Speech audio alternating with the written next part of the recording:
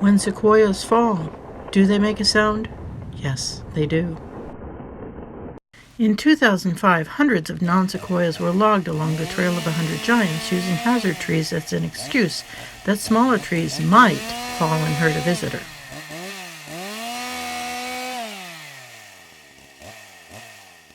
In the winter of 2010 and 11, heavy precipitation blanketed the Sierra Nevada.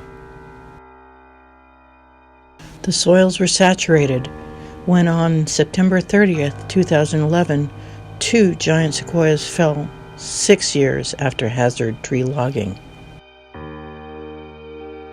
Giant sequoias that grew side by side for millennia. Protected from wind by the smaller trees that absorbed excess moisture during flood years.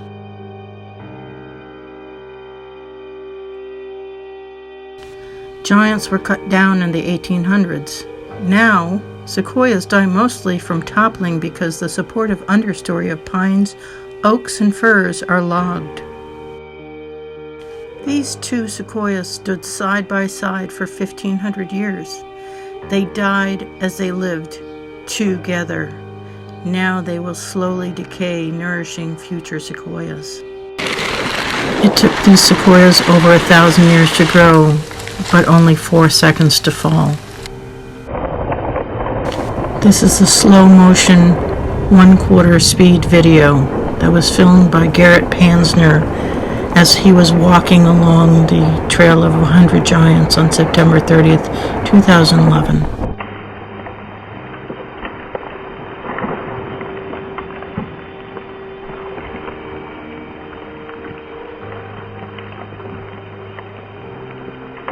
The aftermath. In 2011, the trail was closed to the public.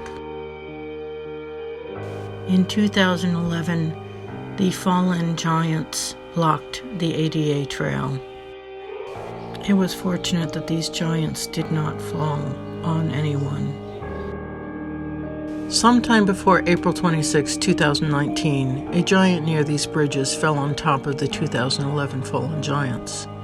This was 4 years after another hazard tree project that logged the trees that had been supporting the giants' roots, absorbing excess moisture and buffering the wind. Wind and saturated soil can topple giants, but smaller trees block those winds and soak up excess soil moisture.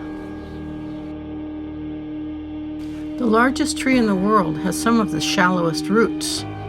They are only 4 to 6 feet deep. They can topple in windy weather. The 2019 fallen giant is seen lying on top of the 2011 fallen giants. These 2 photos from 2011 and 2019 demonstrate the absence of the newest fallen giant.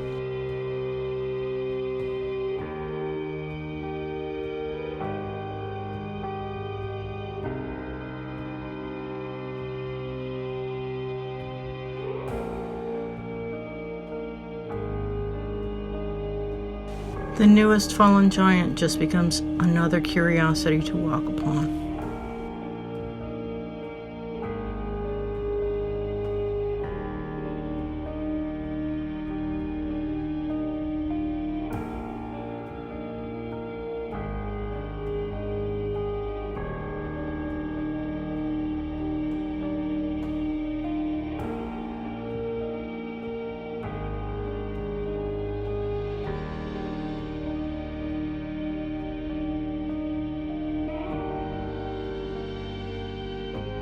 The National Park Service removed all of the trails, roads, and buildings from the giant forest after they realized the damage being done to the delicate sequoia root system.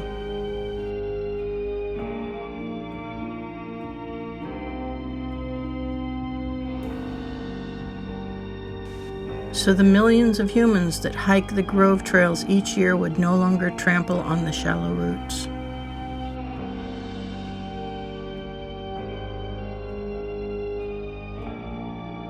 Sequoia National Forest and all other public land managers with sequoias must learn from and implement similar measures to protect the 1,000-year legacies of our treasured giants.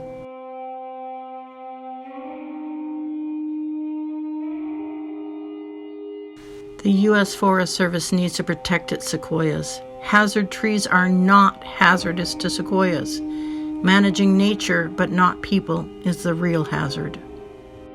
The National Park Service is the best agency to manage sequoias in perpetuity.